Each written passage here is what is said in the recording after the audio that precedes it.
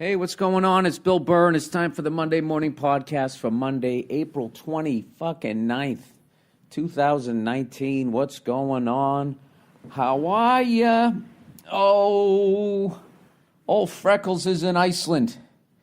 Billy the Red, the old fucking bald Viking, has returned to the motherland.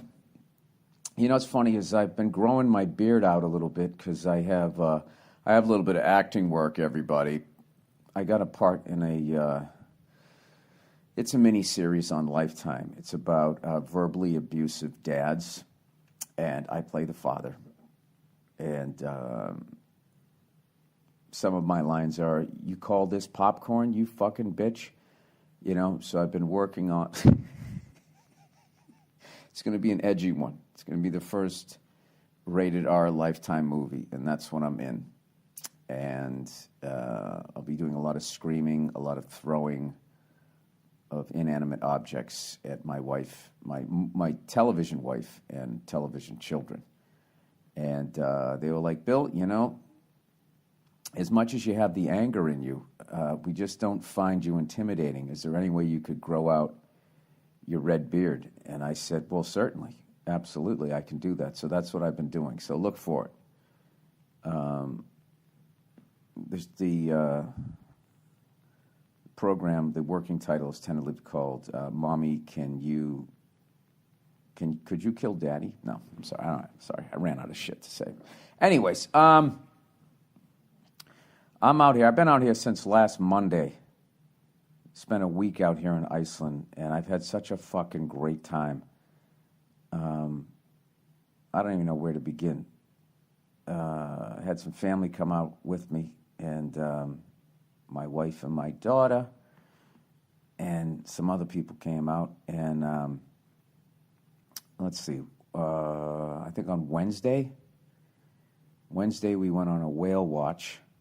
Oh, first of all, my poor daughter, she was sick. We thought she got air sick, but she just was sick. She puked like fucking, I don't know, 3 or 4 times on the way over.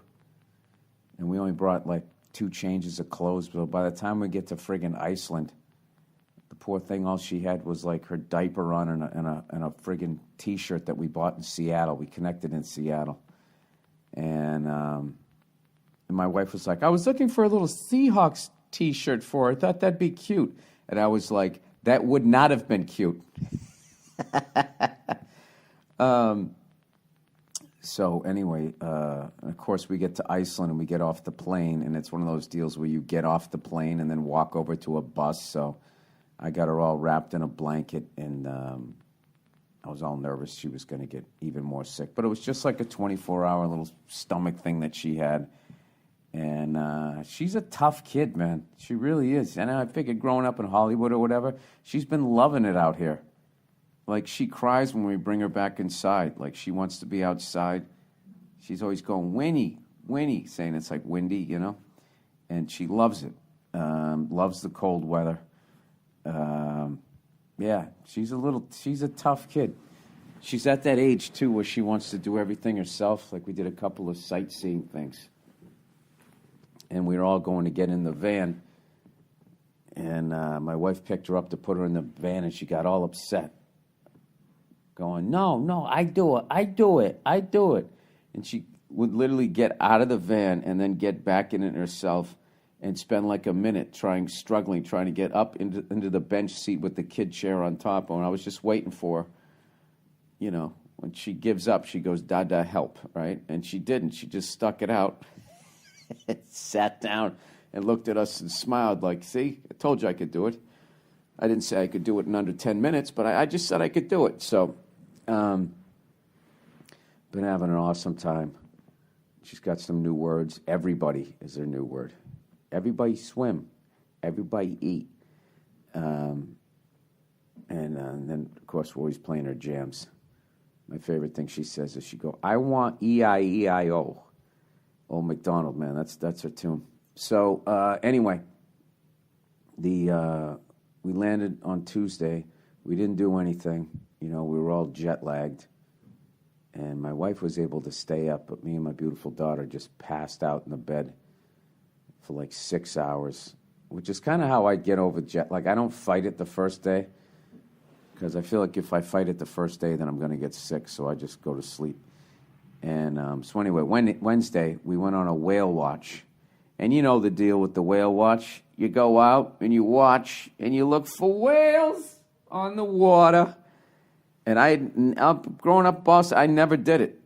Never did it. I've seen a couple of whales flying a helicopter out, off the coast of Malibu. But they look like little glow sticks because we're so high up. You don't want to go down low and disturb them or whatever, freak them out. So you have the fucking whale looking up like Henry Hill, looking for the helicopters there. So I had never done it, so we went out there, and the captain said at the end of the trip, he said, I've been doing this for 11 years. That was a top 5 day. We saw so many fucking whales. I mean, I don't know if it was the same two or whatever. I don't give a shit. It was incredible. They were feeding on, there was a bunch of whatever the hell they eat out there. Plankton or some fish. I have no idea. Are plankton fish? I don't know. Is it land lover or land lubber? And if it's lubber, because I've seen it written both ways. I don't know what the fuck that is. But you just saw, the spray going up. And we went over there and they cut the engine. And we just sat there and watched these things just coming up for food. One time came up and its mouth was open. They weren't doing that thing where their tail kept coming out of the water because they were feeding. So it was just, you just see them kind of do like a arch in their back coming out of the water. And then a school of dolphins came by that had like white on their body, like on the tips of their fins or something. And Jesus Christ, can those things fucking fly? They were all over the place. They were racing with the boat, zigzagging in front of the boat. I felt like I was in a movie. So then we go fishing, which I gotta be honest with you, I'm a carnivore. I don't like killing animals. I just don't like doing it. And it's weird, but I'll eat them if someone else killed them. Like, I feel like if I was in a gang, I would be the getaway driver. Like, guys, I don't want to go into the bank and put my gun in somebody's face, but I'll take the money you steal. My heart's just not in it. Which is, it's really fucking weird. So my thing is if I'm going to kill an animal, I'm going to fucking eat it. And I'm going to eat the whole goddamn thing, and I'm not going to waste it or anything. Because I remember a long time ago, I went bow fishing, and we shot a bunch of shit, It turns out I was a lefty with the bow and arrow, and I was actually pretty good at it. And I shot a fucking alligator gar. And I remember we brought it up onto the boat, and I thought I was this badass. And they go, watch that thing. That thing will fucking, rip your leg open and stuff. And I shot it through the back third of its body. And after a while, I was just like, wow, we're killing a lot of fish. Are we going to eat these things? And they just threw them all back. And they were like, that thing's going to be fine. I was like, what do you mean it's going to be fine? I shot it through its fucking body. And it just didn't fit. I remember once I found out we weren't eating what we were shooting, I just stopped. I was just like, yeah, I'm good. Like, what the fuck are we doing out here? So anyway, we go fishing, and Nia's never fished in her life. And they got these fishing hooks, and where there was like 2 on each line. They put, some old fucking fish on there or whatever, right? Some bait, I believe, is what the outdoorsmen call it. And, me and my buddy were both fishing. We're not catching anything. Nia's never gone fishing. She dropped that line twice, and all of a sudden she's like, oh, my God, I think I got something. And she's like going on, and I see, I see the rod bending. I know she's got something. She fucking pulls it up. She caught 2 fish with one fucking strike. And she was freaking out. She thought it was awesome. And then we went to a different place to fish. And I dropped my line in. I felt a bite, and I pulled it up. And it was like a trophy fish. It's the biggest goddamn fish I ever caught. It was a giant fucking cod. I'll post a picture of it. And I mean, the fish was beautiful. And, took a picture with it, whatever, set it down. I literally said, sorry, buddy. And then we, cut it all up and all of that shit. And I ate 3 helpings of it to make sure I ate the whole fucking thing. Cooked it right up on the boat in a little frying pan, right, with some butter on it. It was absolutely fucking delicious. And I got to admit, I just kept getting it in my head. I was just like, man, this is such a why the fuck did I just kill this thing? This fucking fish was beautiful. It's in the prime of its life. I just don't got it in me. You know what I mean? I respect hunting and all of that shit. I think it's cool. I like watching those Rogan things when he goes out and he shoots elk and all of that stuff. And he's giving me some of that meat, and it's fucking delicious. I don't got it in me. I literally think I would feel less guilty if I shot a person. Well, depending on what the person did. But I'm a hypocrite because I eat meat and shit. And like the next day we ended up going to, went on this great trip. We went out to like these hot springs and shit. Because I don't know, like the lava or whatever the fuck is really close to the surface out here. I don't know what's going on, but they got all these fucking hot springs.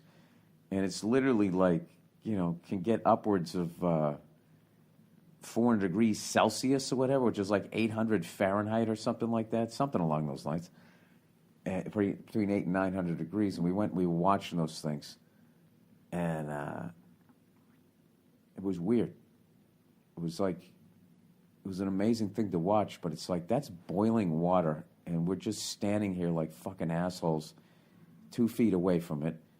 And we went to go out and go look at this waterfall. And on the way, we stopped at a farm that had a little restaurant. I ordered a burger and all that type of shit. And once again, I went and my daughter was looking at the cows.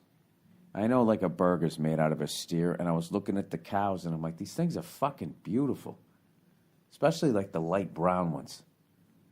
Just gorgeous. And I was just like, the fuck am I doing? And I said to Nia, I go, I swear to God, this trip is making me want to go vegetarian for a minute. I go, can you believe it? Why the fuck do we eat those things? They're beautiful. And Nia goes, because they're fucking delicious.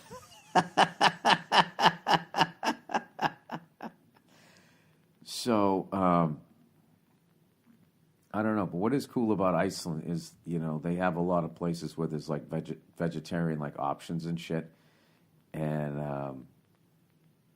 I don't know, maybe it's just this trip. Maybe it'll wear off. I don't know what, because I do love a fucking steak. And I remember one time I watched this thing. This guy, one of these guys that fucking lives out in the frontier like it's still the 1800s, and he had a bunch of fucking cattle. And all of his cattle were getting like all banged up and shit, and he couldn't figure out what it was. Was there some animal trying to attack him at night? And he did all this surveillance, and it turned out it was one of his steers or his cows. I can't remember what the fuck they were, right? And this thing was just fucking being aggressive and bumping into him. It got to the point he had to get rid of the thing.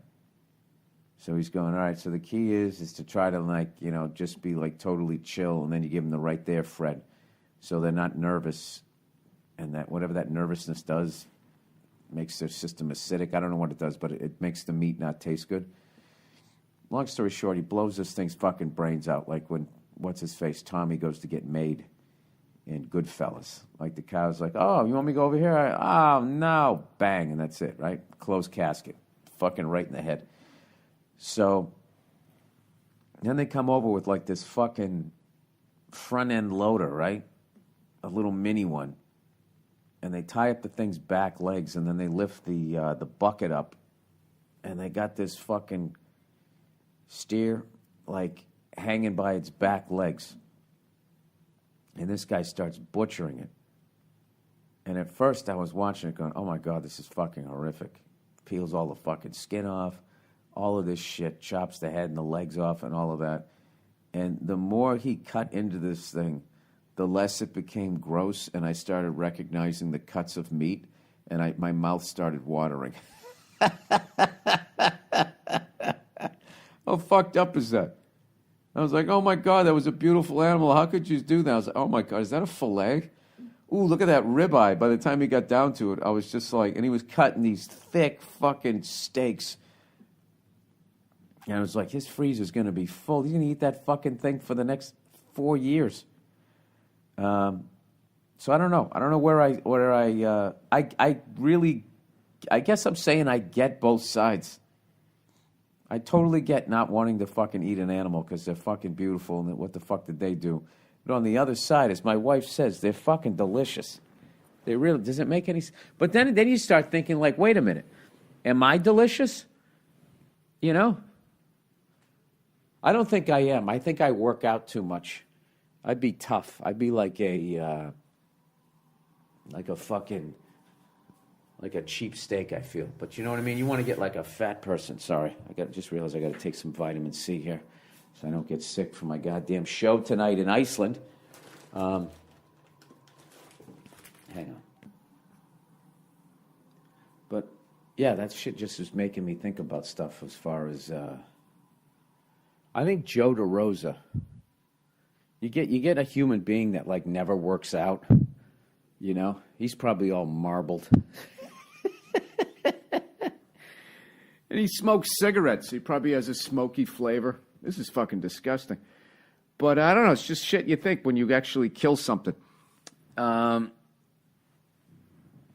Anyway, but so the next day we went out. We looked at like some hot springs and the countryside, and I'd never done that because I've only been to Iceland one other time, and I just kind of came in. I went to the Blue Lagoon Spa, and then I just did my show, and then that was it. And by the way, I found that Blue Lagoon Spa is just like the runoff wastewater from some local fucking plant that they have where, I don't know what they do over here. There's something about the fucking, they pump the water in. It seems really clean energy over here. But they're not without their faults. Because I went down to a comedy club and he did the fucking, one of the comedians did a joke about, you know, getting the clap.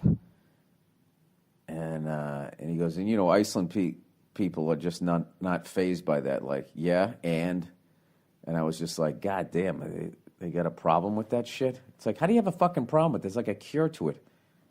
Why doesn't everybody just take the fucking pills or whatever the fuck you take, get the shot in the ass? What's the one where you get the penicillin? I don't know. Fucking just wipe the shit out. That's what I would do if I would be running shit over here. You know, elect me. Keep Iceland clean and let's get rid of the clap. Sorry, I'm drinking my fucking emergencies. All right, and then I guess, and then we took a helicopter tour up to an active volcano, which freaked me out. I'm like, wait a minute, is there gonna be like lava spitting out of here and shit? And all it means by active means it erupted 1,000 years ago, so it's still considered active. Like that's what blows my mind as far as like how old the Earth is and how long it takes. Like there was like different lava beds. One was 10,000 years old and one was 1,000 years old, and how long it takes for the moss to grow and then grass eventually to cover it up. It's really I felt like I was in one of those Neil deGrasse Tyson fucking documentaries, but we landed right on like the base of this fucking or like halfway up this fucking active volcano, right? And it had all like these hot springs around it and all that shit. And the pilot was going, "Don't get too close to those things." That was when the guy said it gets up to like the steam gets up to like fucking 400 degrees Celsius.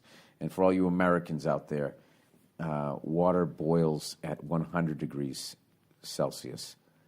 So it's 4 times, what does water boil at? And whatever our standard system, 212 or something like that. So it's 4 times that.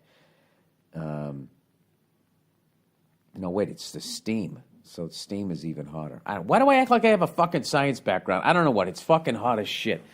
So we went up there and, you know, I don't watch Game of Thrones, and I watched one Lord of the Rings, which I thought they should have called it Good Lord of the Rings. How long is this fucking movie there? I've never been to a longer fucking movie that I can really think of. Maybe Chariots of Fire. You know, when you just go to something and you're just not into it and you're like, when is this going to fucking end? I just don't understand those fucking sci-fi movies where people just get into like weird beings with funny voices, and it's just like, what am I, fucking 6 years old? This went from being an adult movie, now I'm watching like the fucking Muppets Take Manhattan. All right, I know this fucking jerk off with the blonde hair and the horse isn't gonna die. He's got blonde hair and he's on a horse. He's obviously the hero, right? I vaguely remember that movie, but I feel like the lead looked like fucking Ricky Schroeder, Silver Spoons era. And then they had this Obi-Wan Kenobi looking fucking guy, who was nice, but he, you know, you just could tell like, oh, that guy smells like he's dying. You know that old person smell when they just start to get that smell? Like they're like decaying in front of you. This is such a weird podcast. I already actually talked about, you know, what Joe DeRosa, what sort of steak he would be. Sorry, I've been out here for a while by myself. So anyway, at night, I've been going up they have their first comedy club out here in Reykjavik called The Secret Cellar, and I want to thank everybody over there. I randomly ran into this comedian on the street. I forget his Icelandic name, but I abbreviated it to Al. So I want to thank Icelandic Al for letting me know about the show. I went up at the Hard Rock Cafe, and then I did one show there and then 3 shows at the Secret Cellar, and I had a great time. Except Saturday night, I went up, and I wasn't feeling funny, and I went up, and I wasn't doing well, and there was this woman in the crowd, and she was texting my whole set, and I was just like, man, there's like fucking, 20 people here. I need you to pay attention. And she's just like, yeah, I'm not into your gay phobic, what else did she say? I had to write it down. Ableist material. I was just like, I don't even know what that fucking means. Like, I don't even know what you're listening to. You know, people who talk like that, it's like, why would you go to a comedy club? It's like, you're not there to laugh as much as you're there to monitor what's being said. It's like you're going there to be offended. It's like, anybody who uses those fucking terms, did you see that fucking thing on the internet? There was some restaurant in the United States, and on the men's room and the women's room, on the men's room, they had a picture of Bruce Jenner, and then on the women's room door, they had a picture of Caitlyn Jenner, which is fucking hilarious. And then, of course, it's immediately looked at as like, no, that means you hate gay people, or you hate, what is the proper term? Transitioning people, whatever the fuck you're supposed to say. It's like, if that was in a gay club, like, it would just be considered campy or funny or like whatever. But if it's in a place where there's a lot of straight people, they just automatically think that straight people hate gay people when they do something like that. It's a pop culture joke. And you know what I love? Is putting Caitlyn Jenner on the woman's room door is acknowledging the fact that you're recognizing her as a woman. I mean, there's so many positive ways that you could look at that. You could look at that like, hey, this is a straight bar, and gay people are now in the mainstream, that they're being used as this fucking reference. But no. Immediately it was just like, taken in this way. Like, and what I love is the person who looks at it, how they take it then becomes the intention of the person that put it up there. And then they start fucking flipping out. I'm also convinced, by the way, that Twitter fans the flames of their own fucking stories. Like, they'll throw a subject out there that nobody's talking about, and then they just say people are talking about it. So then you click on it, and you realize there's barely anybody talking about it, and then it's still there the next day because now it's trending, and now you look and there'll be like fucking 90,000 people talking about it, and it's just like, there's no way they don't have a fucking room, in the offices of Twitter where they're like, we need to get this trending. Here's something we need to get going. I don't know. I just think everybody behaves like CNN and Fox News now, where it's not even like fucking news. And then like the people that would actually Like, think about how fucking dumb you would have to be to actually leave comments on shit like that. Okay? But the people who are dumb enough to leave comments on those things then become the barometer, air quote, of what the fuck people are thinking, which is, it's such a crock of shit. Like, I saw that, I'm not into the superhero movies, but I know one of them just came out, one of those Marvel ones, Endgame thing, you know? And I guess there was a gay character in there. So there's a gay character in there. Fantastic, right? Nope. There's a thing. Did they go far enough? And I just, when I read that, I would assume, okay, not saying I know how gay people think, but I would think a lot of gay people would be watching that going like, why the fuck would you do that? They finally put a gay fucking superhero in there, and now what, we're going to bitch about it? This is going to make it more difficult.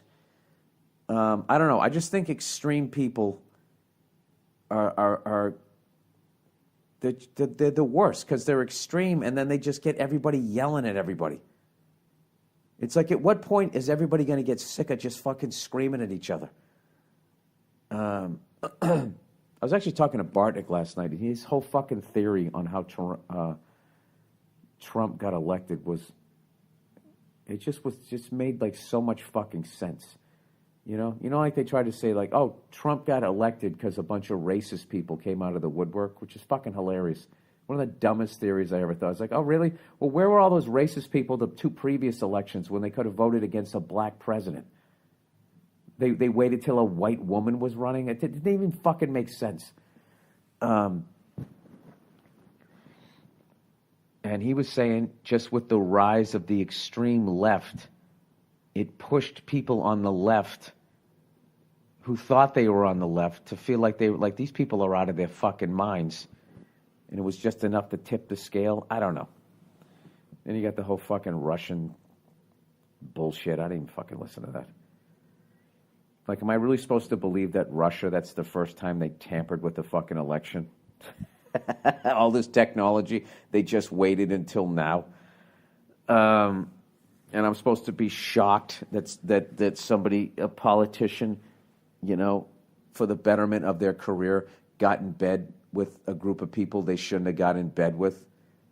You mean like what? Like the pharmaceutical companies? Like what? The oil companies? Like the people who make our fucking food and turned it into poison? I mean, like to get in bed with the Russians is a pretty small fucking leap.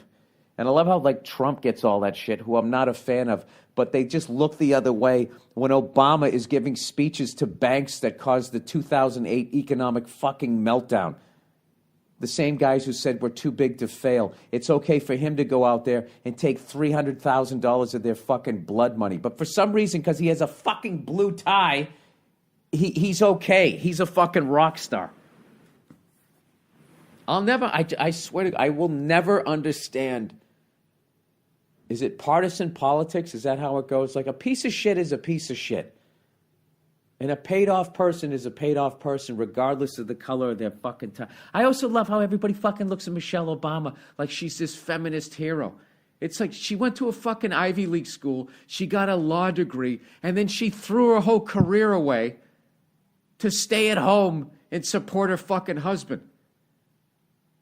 Like, that's the person that's doing an arena tour? Why don't you get a couple of fucking chicks who open their own cupcake store and fucking made something of themselves, right? Am I just out of my fucking mind? I don't get it. She's an inspiration. She's so brave. Every time you see her, she's smiling and clapping, standing behind her fucking husband. I agree with what he said. Sorry. Anyways, maybe it's me. Maybe it is me, Bill. Maybe if there's an arena full of people saying that she's an inspiration, maybe she's an inspiration, you freckled cunt. All right. Maybe I'm wrong. All right, let's read some fucking advertising here. Honey, let's talk about something we can all agree on. Saving money. The reality is, if you're not shopping around, you're probably not saving money. Well, if you're shopping, you're inherently losing money, unless you're buying something you really need. I mean, how far down the fucking rabbit hole are we going to go here? Anyways, so what if there was a way for somebody to do the shopping around for you? Well, that's exactly what, Honey does.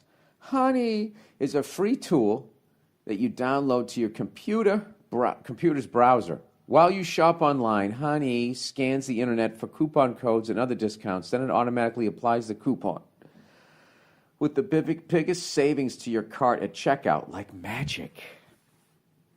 It works on over 20,000 sites like Amazon, Nordstrom, J.Crew, Nike, Best Buy, Nordstrom. I said Nordstrom twice. Target, Macy's, and more. They're padding their resume there with 2 Nordstroms. And it takes 0 effort to install, just 2 clicks, and you're ready to start saving anytime you shop online. Instead of taking my word for it, listen to what actual users have to say about Honey. This is some person who may or may not work for Honey. Said, I totally thought @Honey was a scam, but I just got $300 worth of bathing suits for $180. All right, if that doesn't sound like the most bullshit tweet ever, who spends $300 on fucking...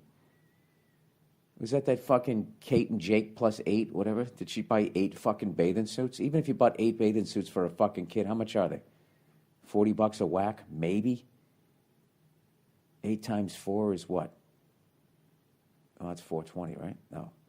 8 times 5 is 40. Jesus Christ, 320.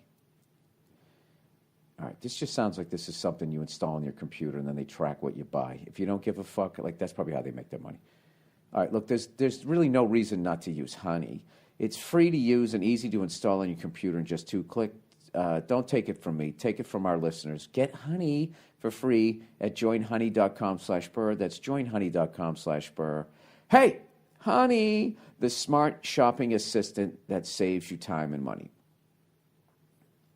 That's genius. Then they track what you buy, and then these other fucking giant fucking people pay them to steer traffic towards them, and then they dump this shit that they want to get rid of. That's fucking awesome.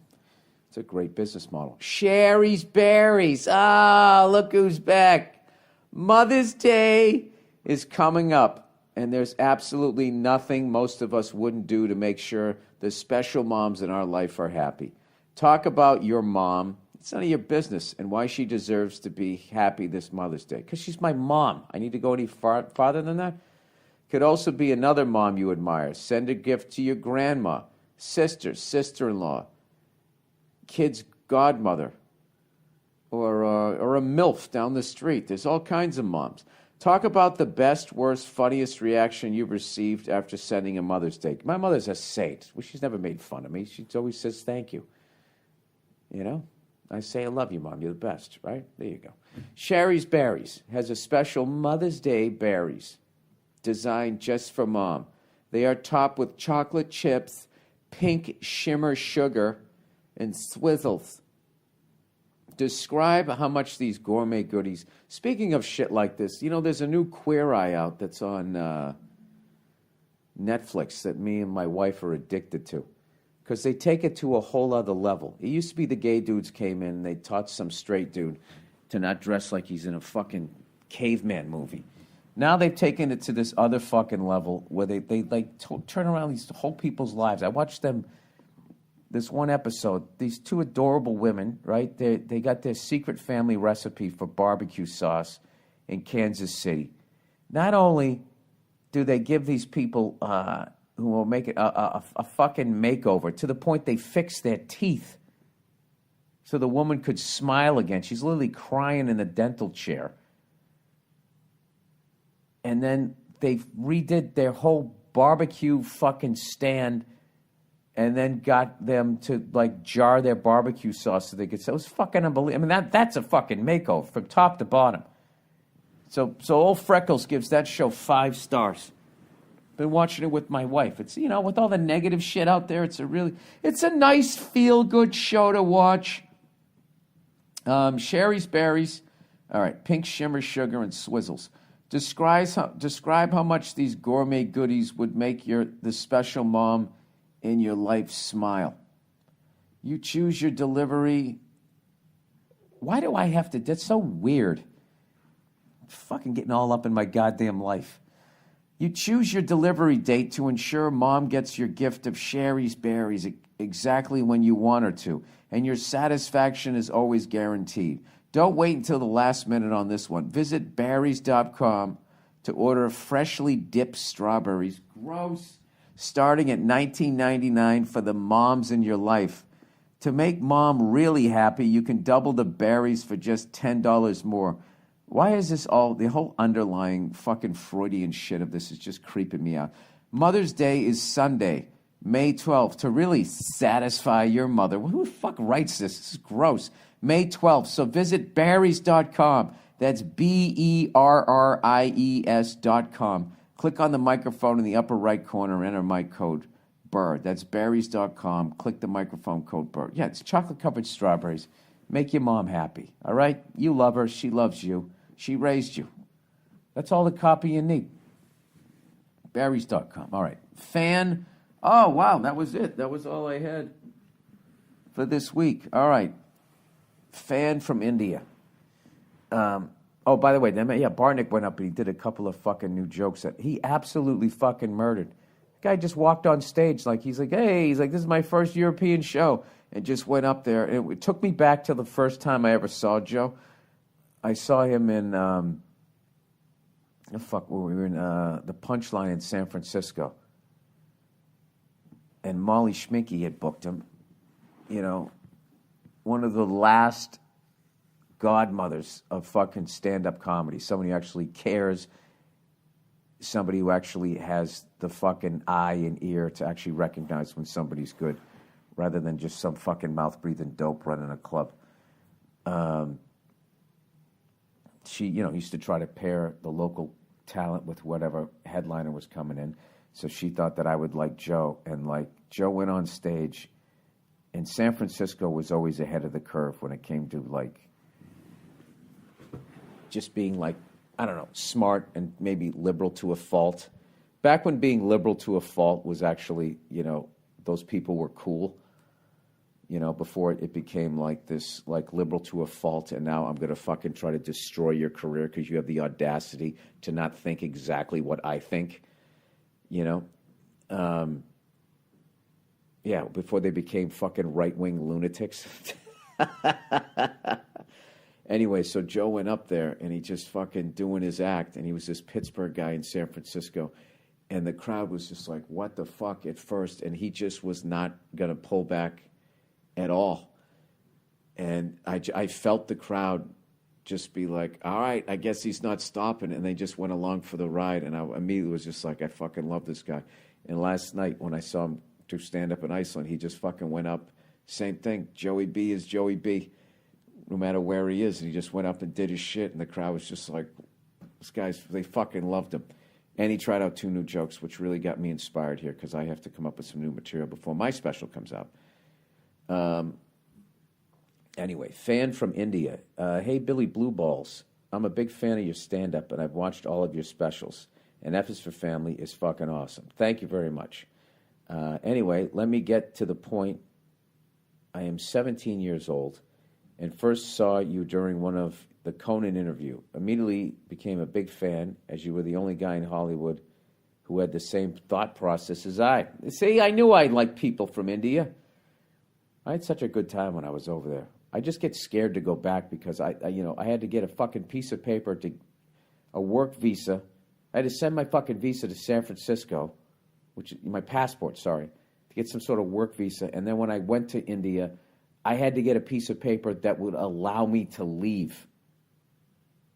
Do you know how fucking scary that is when you're on the other side of the fucking globe and you're in a country, nobody looks like you, and you got to get a fucking, it's like, these guys aren't going to let me leave, right? And I had to go to the fucking, I don't even know what it was, the embassy type place, not the embassy.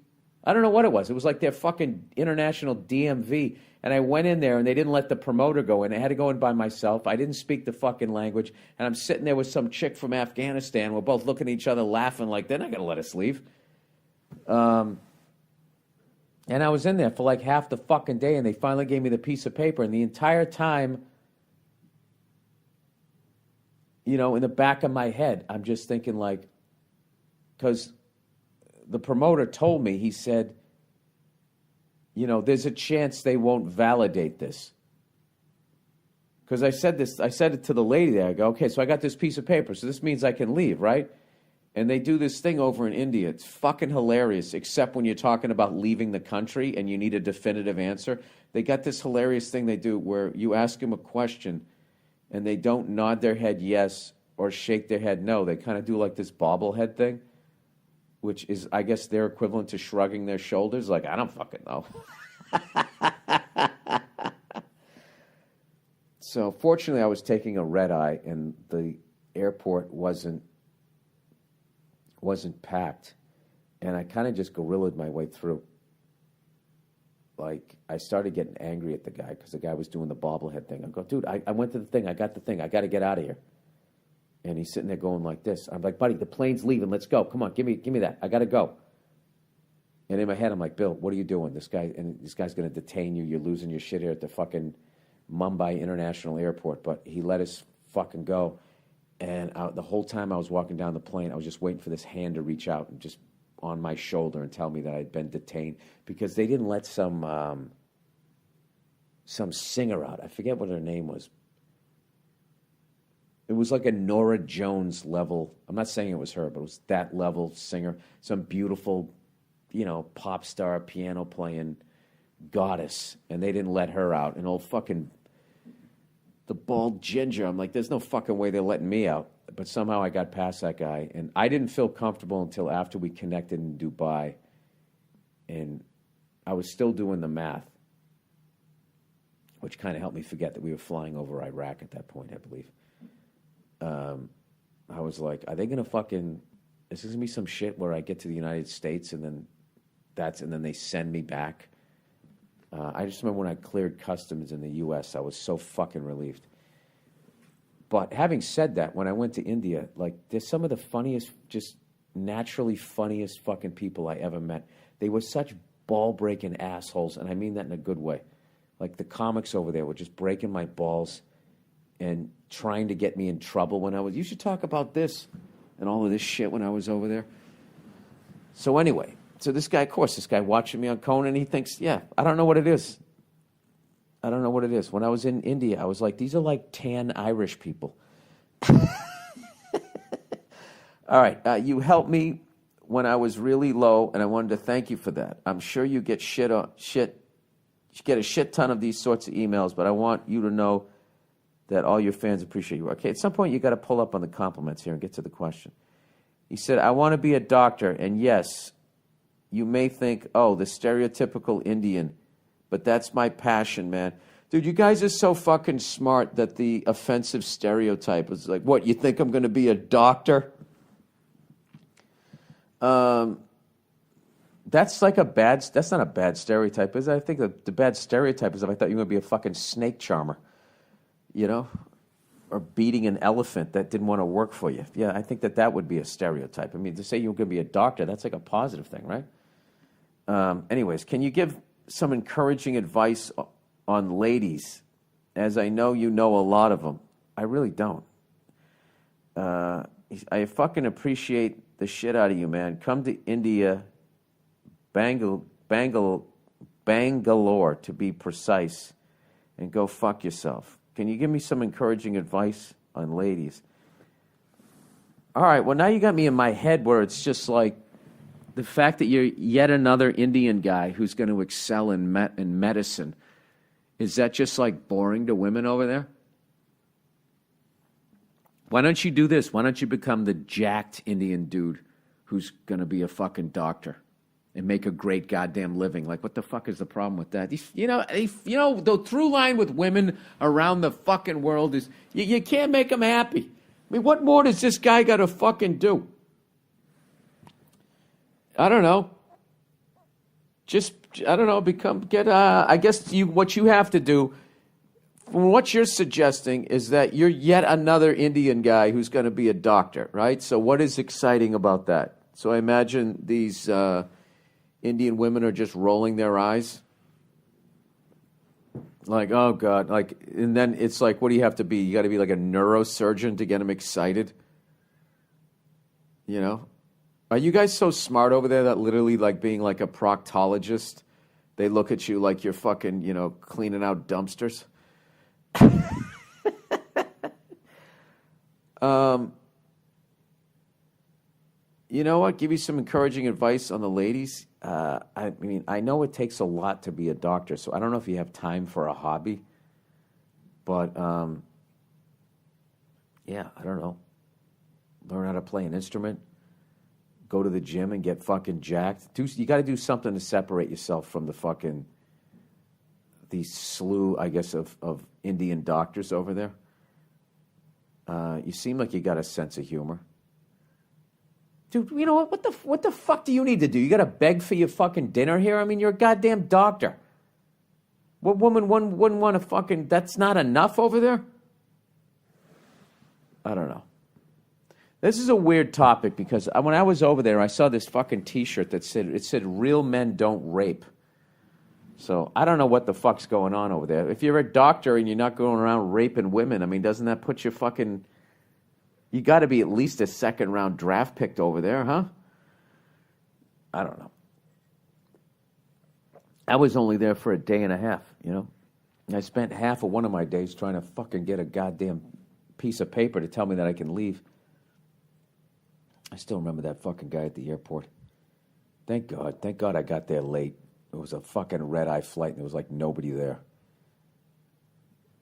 I'm like, look, I got the piece of paper. I'm fucking going, basically is what I said. And the guy's sitting there doing the bobblehead thing. And he finally gave me the thing back, and he fucking stamped it. No, I had cleared that. It was weird. It wasn't like customs. It was just some fucking guy behind a podium. It was so unnerving. When I think about it, I still get nervous. I'm going to ask my agent because I would love to go back over there again. Because like I said, I really enjoyed, I don't know. It was like, India's like it's a fucking special place, man. I don't know what it is. I mean, it's an environmental disaster. There's just too many, like, fucking people. But other than that, you know, if you're going to have 1 billion people in the country, you know, it's just amazing how fucking cool they were, and they were that jammed in with each other. Because if it was like that in America, we'd fucking kill each other.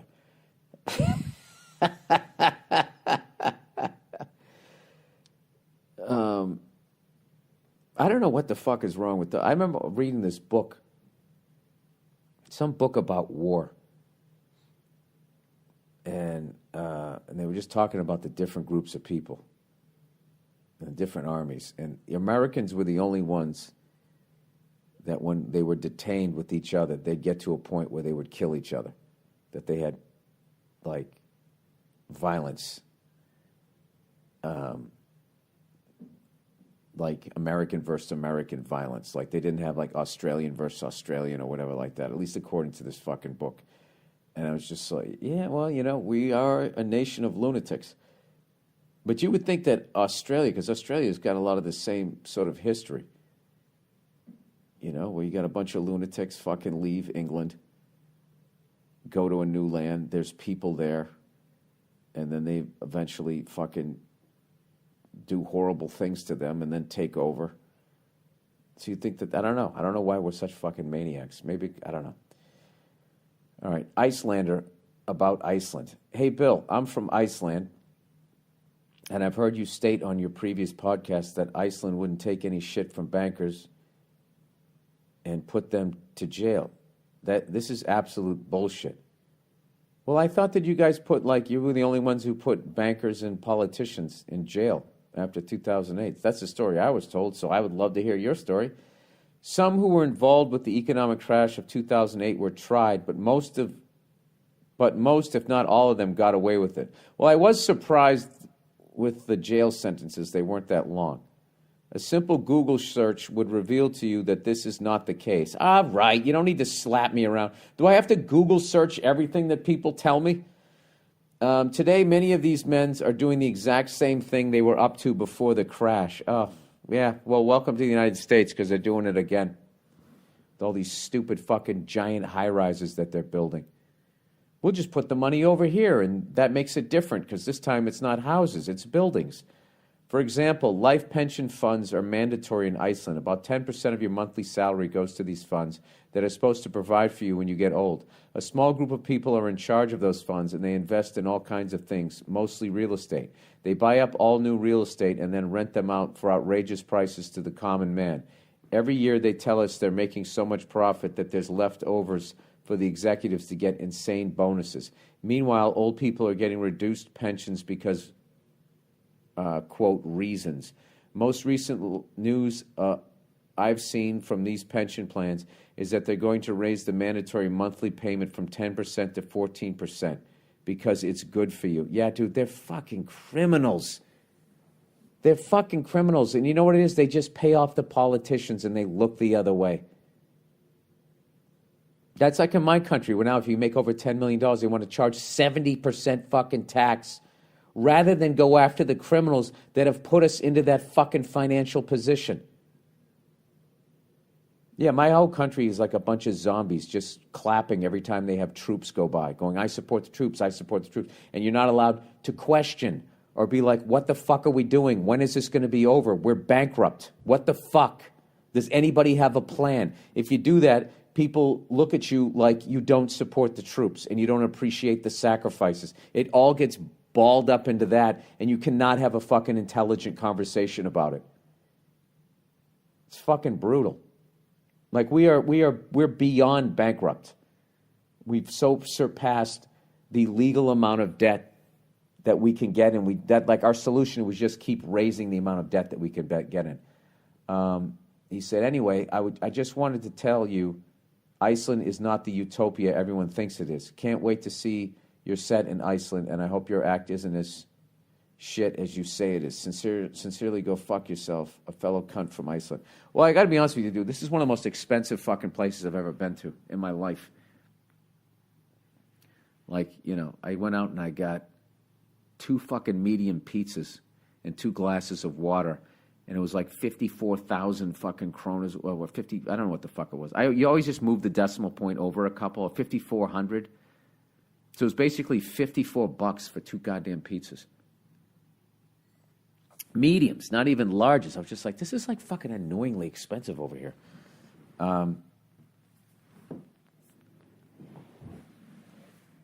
The fact that the bankers don't go to jail, the fact that all they do is control money, and they're not even tough, and they don't even have like weaponry, like there's going to have to be, I don't know, a point where people rise up against that shit. You would like to think. But I will say, though, the fact that we spend so much of our energy arguing about shit like, you know, was the gay character in the action movie gay enough? You know, what Jay-Z said about gentrifying neighborhoods, or fucking, you know, like gender-neutral bathrooms, and just the shit that we're fucking arguing about. I'm not saying that there's not points to be made, there's not improvements that need to be made in those areas, but like, as far as like a priority, it's like your house is on fire and you're talking about how you need to buy a new toaster. You know, or we really need to fucking mop the kitchen floor or something. It's like, it's the priority system, which I actually think is no different than the bankers. The same way the bankers are being fucking selfish and taking all the goddamn money and giving themselves like just obscene fucking bonuses. I feel like regular everyday people are the same way, where all they give a fuck is about problems that affect them rather than the big problems that affect all of us. You know, it should be all about fucking, you know, getting bankers under control and global warming. Those are the 2 biggest fucking things that should be on the table right now. You know, not, you know, fucking telling 20-something-year-old white women that they're brave because they sent out a tweet.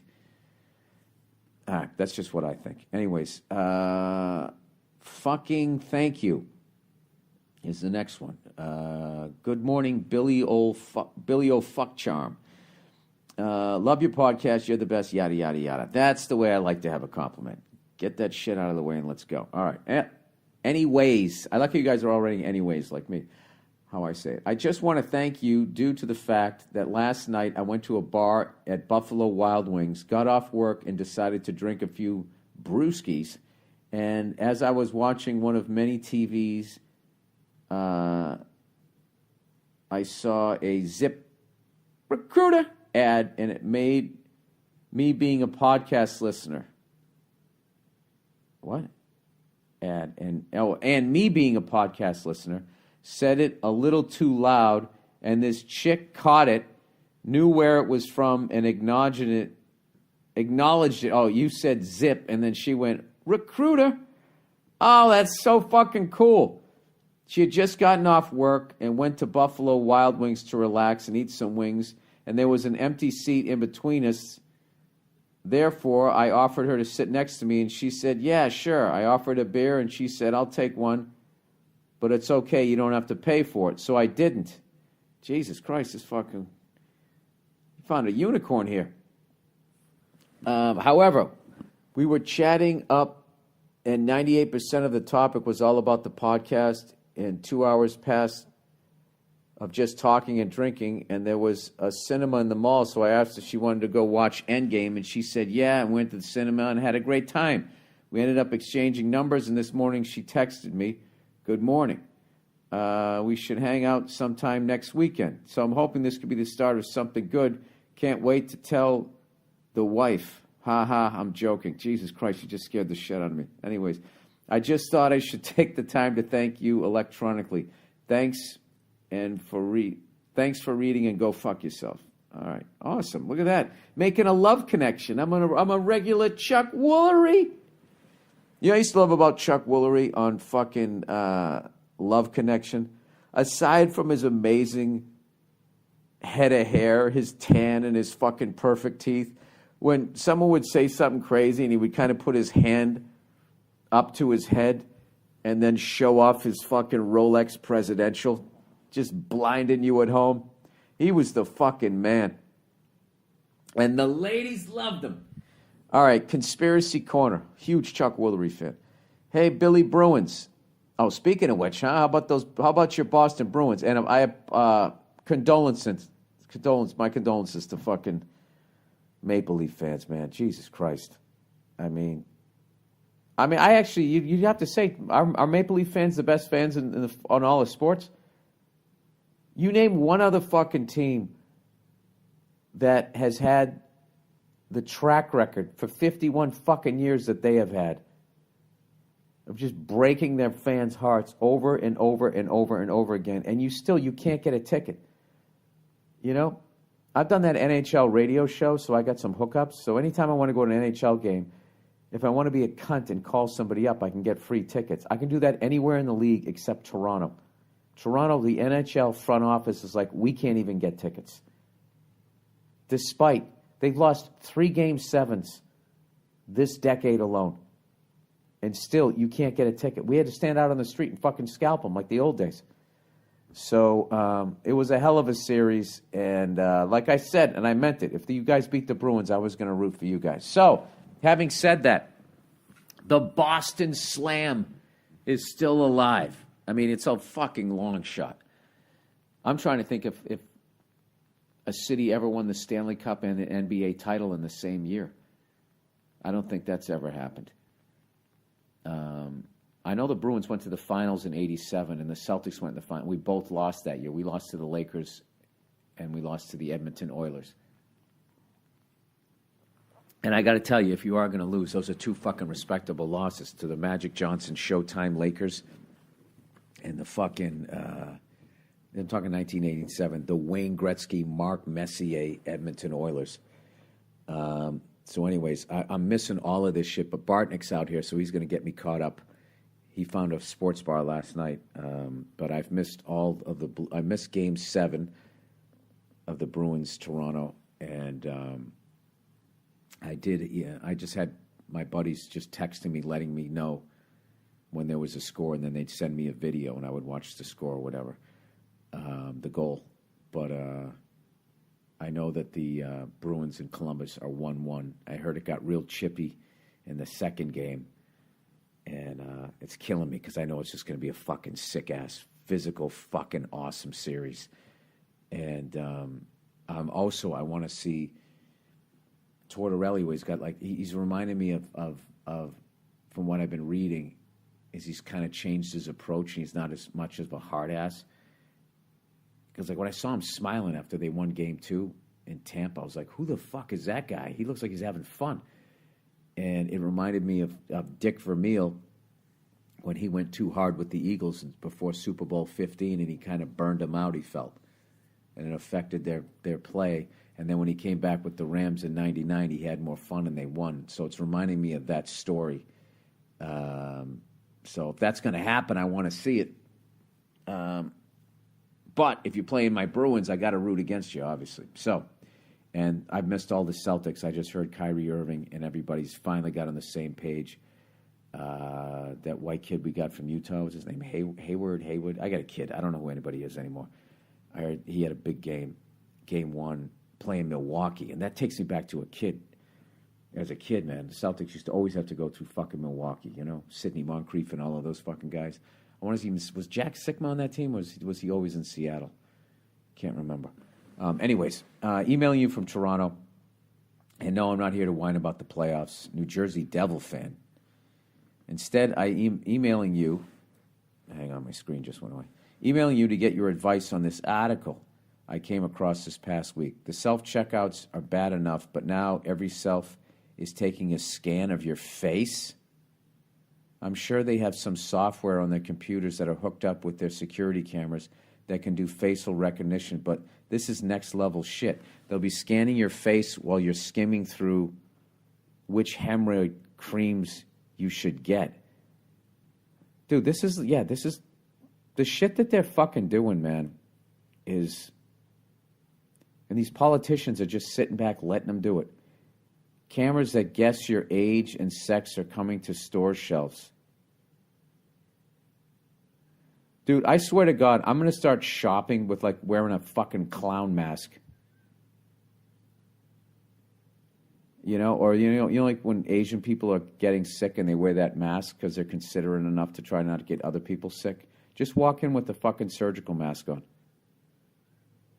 And just do that, and then they'll come up with some sort of bill that they connect to 9/11, that they're afraid, and it makes other people unsettled, and they don't know if you're a fucking terrorist when you come in dressed like fucking Clarabelle. I didn't want to fucking read that. That's just fucking ridiculous. And I love when you watch corporate news, and they're like, "Oh, that's interesting," and you just see them, their mouths gagged with all the fucking money they have fucking shoved up their asses. There's such, I gotta be honest with you, I cannot get over what fucking pussies people are. You know what I mean? When it comes to that's why you gotta work for yourself, so you can just say what the fuck you're thinking. Instead of being like, oh, that's a little rough. Fucking ballless human beings. Grow a fucking dick. And deliver the news. And can you have a Walter Cronkite moment and just say what the fuck you're thinking? Just to see somebody do that on the news, even if you got fucking fired, you're going to start a podcast. You're going to make fucking more money.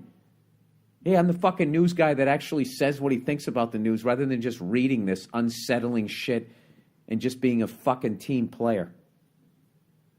I don't know. As much as you don't maybe like fucking Glenn Beck or whatever, that guy got fired and he went up. That guy's making zillions of dollars. But no one's really listening to him. Are they? I don't know. Maybe it's a bad idea. Don't fucking listen to me for career advice. Anyways, he's just a fucker sometimes. All right. Here's an email from a lady, which I love. We don't get to hear from the ladies. It's a fucking goddamn sausage fest over here. Fucking bratwurst on the fire every goddamn podcast here. He's just a fucker sometime. What the hell is it? Sometimes on Friday nights, I like to watch scary movies with my husband and kids. My husband always gets pissed off halfway through the movie about me being a horrible parent and ushers the children out of the room. These are thriller movies, not gore or extreme violence. Our boys are 7 and 11. They are well-adjusted, good boys. They are on the honor roll at school. We are involved parents and eat a family dinner together every night. All right, well, it looks like you're crushing it so far. We are not parents that expose them to everything and anything, but they do get spoken to about real shit. My issue is my husband lets them play Fortnite, Call of Duty, listen to Eminem, and all alternative rock music. Yeah, well, what the fuck? They can't watch a thriller at that point? They even hear your podcast. I'm fucking sick of being told I'm a bad parent. Well, first of all, if you're going to try to get your partner to hear what you're saying and how you feel, you can't say that they're a bad parent. Who the fuck's going to be listening after that? You're going to get offended, and you're going to get defensive, and then that's going to be the end of any sort of logical conversation, right? Anyways, he said, because I want to expose them to scary movies on occasion. It's something my sister and I always did growing up with my dad, and we were not messed up from it. My husband says that because I work with children as a school administrator, I should know not to expose their minds to this because it will fuck them up. And they're playing, I don't even know what Fortnite is, but I imagine that's one of those gun games. And they're listening to M&Ms in this fucking podcast. I wouldn't let my kid listen to this podcast. My husband says, blah, blah, blah, blah, blah. He will persevere on this topic until I want to punch him in the face.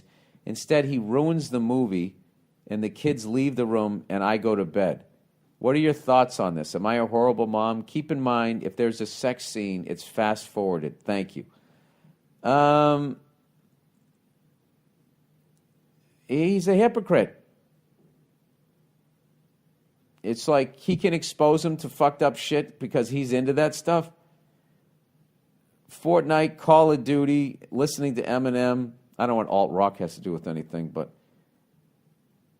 no, I think they'll be all right. You know, and I used to watch those fucking movies. I was fine. Like, I understand him not wanting them to watch those movies. I get that. But not if you're also letting them do the other stuff. So what I would try to do is just sit down and say, listen, I want to talk to you about this because we keep fighting about these movies.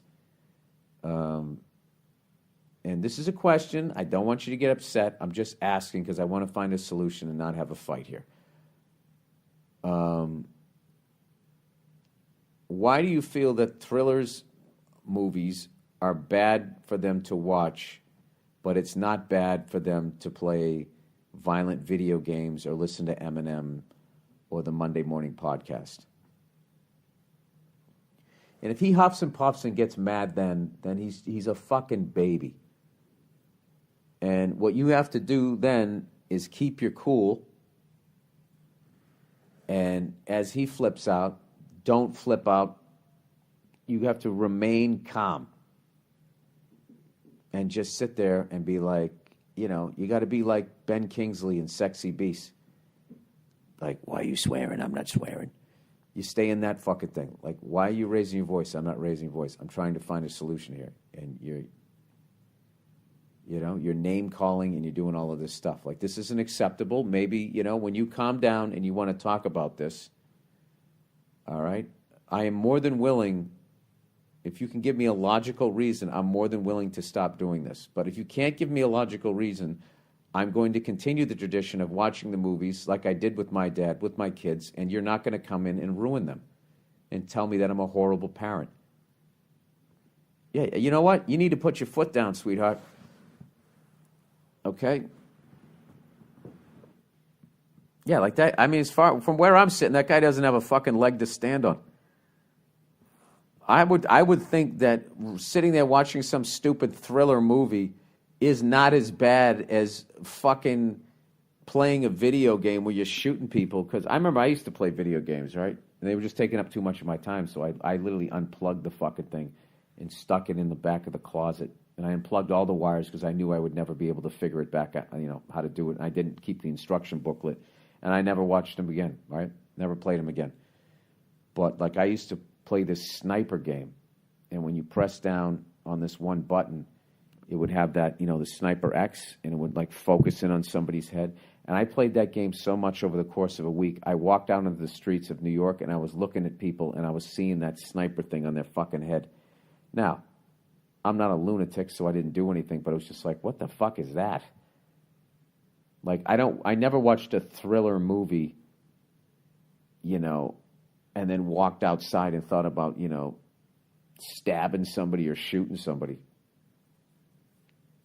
You know why? Because I think the fucking movie, you're not as connected to it, and it's over in like 90 minutes, where like you can spend a day playing a video game, just disappear down a rabbit hole. Yeah, all right. Well, granted, all I heard was your side of the story, but from what I'm hearing, I 100% think you're in the right. So good luck with that. Put your foot down. But I'm telling you, it seems like your husband is an emotional person, so when you get with somebody like that, it's up to you to drive the ship of emotion. You have to stay fucking calm. And if they're flipping out and you're not flipping out, then they just look like an idiot.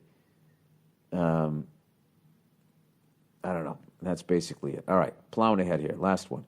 Found out my sister has different dad. Need advice. Okay. Dear Billy Ballgag, I need your advice in a very difficult situation. I'm in my 30s and my sister is a year older than me. Our parents divorced when we were teenagers, and we have always been close. I get along very good with my dad, and I feel like I'm his little twin. My looks, personality, work ethic all resemble my father. Well, that's great. My sister looks nothing like him, but resembles my mom. I recently got too drunk with my dad, and his wife and he were complaining about my sister, always calling him, asking for money. He's always treated her strangely. Oh my God. And recently admitted he's not my sister's father. What? And that my mother had an affair with his best friend. Holy shit. His friend he's talking about looks like my sister, and they share many personality traits. So your dad hung in there after that, after his best friend banged his fucking wife, and then raised the kid. Oh my God. My sister doesn't know, but my mother admitted it, and I recently found a letter from the 1980s from my mother talking about the whole thing.